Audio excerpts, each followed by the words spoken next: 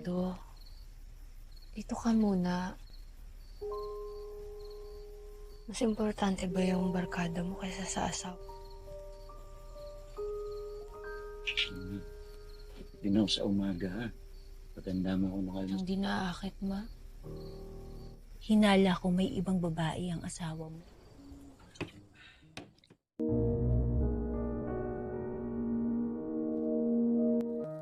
Di sebuah kampung, hiduplah seorang ibu muda beranak satu bernama Mina. Ia tinggal di sebuah rumah sederhana bersama anak laki-lakinya yang masih kecil dan suaminya yang bernama Lando. Tidak lupa ada ibunya Mina yang juga ikut tinggal di sana. Beberapa waktu belakangan ini, Mina merasa suaminya nampak menghindarinya. Ketika diajak bermesraan, Lando selalu beralasan sibuk bekerja atau lebih memilih kumpul-kumpul dengan temannya. Suatu hari, Mina tanpa sengaja menemukan sepasang sepatu wanita di tas sang suami. Setelah mencobanya dan kekecilan, Mina pun jadi tahu kalau sepatu tersebut bukanlah hadiah untuknya. Mina curiga suaminya telah berselingkuh. Suatu ketika, Mina mengantar anaknya yang sedang sakit untuk berobat ke seorang dukun bernama Antonio. Di sana ia mengetahui kalau dukun tersebut bisa memberikan guna-guna lewat pakaian bekas dan foto orang yang ingin dipikat. Dari pengalaman ibunya yang ditinggal kabur sang suami untuk wanita lain, Mina pun berinisiatif meminta bantuan dukun Antonio agar suaminya kembali terpikat padanya. Suatu hari dengan membawa pakaian bekas dan foto milik Lando, Mina datang ke rumah sang dukun. Setelah melakukan ritualnya, Antonio memberikan sebotol ramuan yang harus diminum Mina ketika sedang berduaan dengan suaminya. Tapi nampaknya ramuan itu gagal karena Lando tetap menolak Mina. Keesokan harinya, Mina curhat pada teman suaminya yang bernama Marco. Karena kasihan pada Mina, Marco lalu membocorkan jika Lando telah berselingkuh dengan wanita pedagang pasar bernama Su. Berhubung saat itu dirinya sangat haus akan belayan kasih sayang, Mina pun mengajak Marco bermesraan. Marco yang sudah lama menyimpan rasa pada Mina tentu tidak menolak. Di hari berikutnya, Mina kembali mendatangi Antonio dan kali ini ia bermaksud ingin mencelakai selingkuhan suaminya. Dengan bermodal tas yang dicurinya dari Su dan membayar uang yang lebih besar pada dukun Antonio, Mina berharap percobaan kali ini bisa berhasil. Sama seperti sebelumnya, setelah melakukan ritual, Antonio memberikan ramuan yang harus diminum Mina di hadapan Lando. Sialnya ketika Lando dan Mina hampir bermesraan, tiba-tiba ada yang menelepon Lando. Setelah mengangkat panggilan itu, Lando pun bergegas pergi dengan alasan ada masalah di tempat kerjanya. Sekedar informasi, Lando ini bekerja sebagai satpam di sebuah restoran dekat pasar. Nah, bukannya pergi ke sana, malam itu Lando malah melipir ke rumah Su. Saat itu Su mengeluh kalau badannya seperti terbakar dan sulit bernafas. Nampaknya ini adalah efek dari jampi-jampi Antonio. Di luar rumah Su, Mina hanya bisa menatap nanar motor suaminya yang terparkir di sana. Karena sudah putus asa dan uangnya semakin menipis, keesokan paginya Mina pergi ke rumah Antonio sambil bertingkah aneh. Sementara Antonio berpikir kalau perilaku aneh Mina adalah karena ritualnya, Mina sendiri ternyata sedang berpura-pura. Karena sudah tidak bisa membayar jasa Antonio, Mina berniat untuk mencuri ramuan pria itu. Ia pun berhasil mengambilnya saat Antonio lengah. Nyatanya Antonio tidak sebodoh itu. Bersama dengan asistennya, Antonio mengerjai Mina dengan dalih ingin melakukan penyembuhan pada wanita itu. Nah, ketika Mina sedang di bawah pengaruh jampi-jampi, asisten Antonio langsung menodainya. Tak seberapa lama, Mina pun tersadar kalau dirinya tidak sedang bermesraan dengan Lando, melainkan asistennya Antonio. Sambil berlinang air mata, Mina kabur dari tempat itu dan menuju rumah Su. Kebetulan saat itu Lando masih ada di sana dan sedang bermesraan dengan pemilik rumah. Tanpa basa-basi, Mina langsung menerobos masuk ke rumah itu dan mengomeli keduanya. Entah apa yang ada di pikiran Mina, setelah mengomel ia tiba-tiba mengajak Lando dan Su bermesraan. Meskipun sempat bingung sebentar, keduanya pun akhirnya setuju. Setelah itu Mina keluar dari rumah itu dan berbicara pada Lando. Di sana ia berkata kalau sudah tidak membutuhkan Lando lagi sehingga pria itu tidak perlu pulang ke rumahnya. Dengan kata lain, Mina ingin bercerai. Film ini pun ditutup dengan scene di mana Mina mengemasi barang milik Lando dan melepas cincin pernikahannya.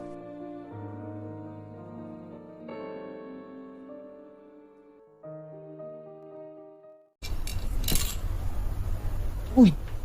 Pupuntahan kita ng panis. Baka makita tayo ni Nilma. Kakarating lang. Magtrabaho. Patay na po yung tatay ko. Saan ka nang galing? 18, taga Samar.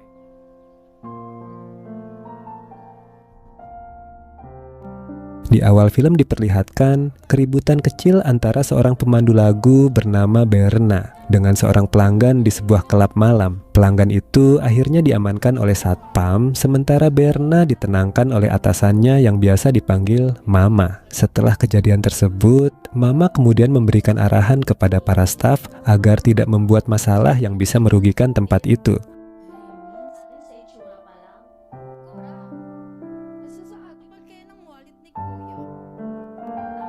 Sesampainya di rumah, Mama melihat pacarnya yang bernama Tolit sedang berkumpul dengan teman-temannya. Bisa dibilang, Tolit ini adalah berondongnya Mama karena usianya jauh lebih muda dari wanita itu. Setelah berbasa-basi sebentar, Mama pun memilih untuk beristirahat di kamar. Nah, saat Tolit sedang merapikan rumah setelah teman-temannya pulang, tiba-tiba seorang wanita muncul dan mengajaknya bermesraan. Ternyata wanita itu adalah selingkuhannya Tolit.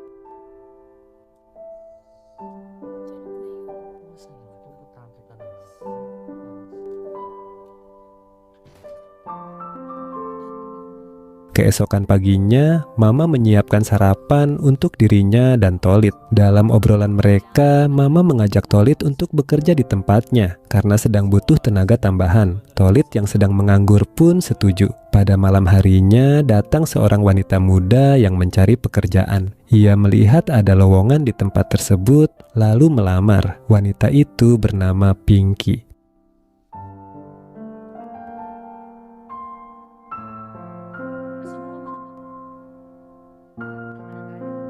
Pinky menjelaskan bahwa ia berasal dari desa. Ayahnya sudah meninggal sementara ibunya pergi entah kemana ketika Pinky masih kecil. Walaupun masih muda, ia ingin bekerja agar bisa bertahan hidup. Mama menerimanya karena memang sedang butuh staf baru. Malam itu, Pinky diminta hanya mengamati situasi terlebih dulu. Ada pelanggan yang tertarik pada Pinky, tetapi Mama menolak karena gadis itu belum resmi bekerja.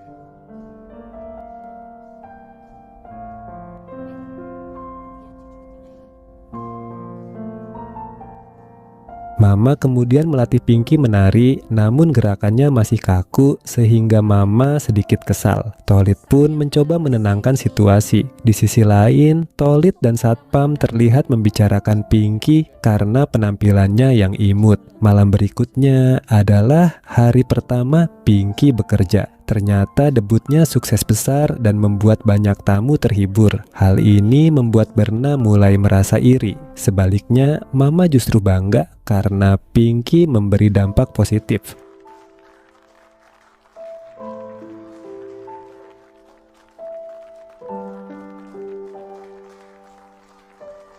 Beberapa hari berlalu, Pinky semakin populer. Seorang bos muda meminta Mama membawa Pinky ke mejanya dengan imbalan bonus besar. Namun Mama menolak karena Pinky belum siap. Saat beristirahat, Mama bertanya kepada Pinky, apakah ia siap jika suatu saat mendampingi tamu tertentu. Pinky yakin ia mampu. Melihat rasa percaya diri itu, Mama pun mengizinkannya. Sementara Berna semakin iri melihat perkembangan Pinky.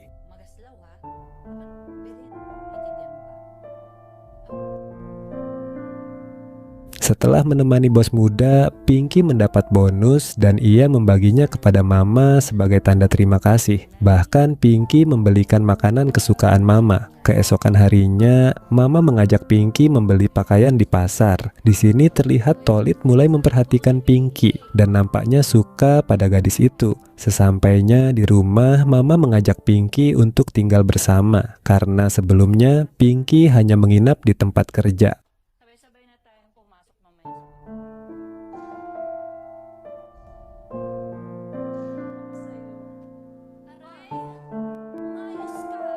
Saat berlatih menari di tempat kerja, Berna dengan sengaja menyenggol Pinky hingga membuat Mama marah. Tetapi Berna tetap bersikap cuek. Pagi harinya di rumah, Mama pamit keluar untuk membayar listrik, meninggalkan Pinky berdua dengan Tolit yang masih tidur. Setelah selesai mandi, Pinky didatangi oleh Tolit yang ingin memberinya hadiah berupa pakaian. Namun setelah memberikan hadiah itu, Tolit memaksa Pinky untuk melayani hasratnya. Bahkan ia sempat merekam Pinky saat sedang tidak memakai sehelai benang pun.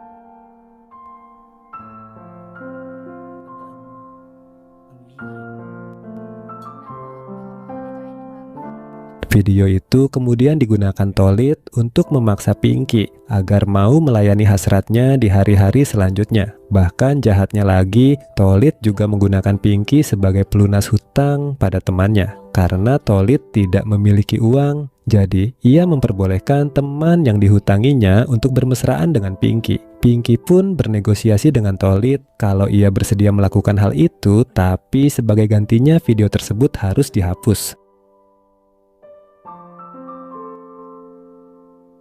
Suatu malam, Mama dimarahi oleh bosnya karena pendapatan menurun. Di rumah, ia juga bertengkar dengan Tolit karena pacarnya itu tidak menuruti ucapannya. Saat dini hari, Mama terbangun karena mendengar suara berisik. Ketika mengecek kamar Pinky, Mama mendapati Tolit sedang bermesraan dengan Pinky. Mama marah dan mengusir Tolit. Ia juga memarahi Pinky karena merasa telah dikhianati. Namun Pinky balik marah dan memperlihatkan sebuah foto yang mengejutkan.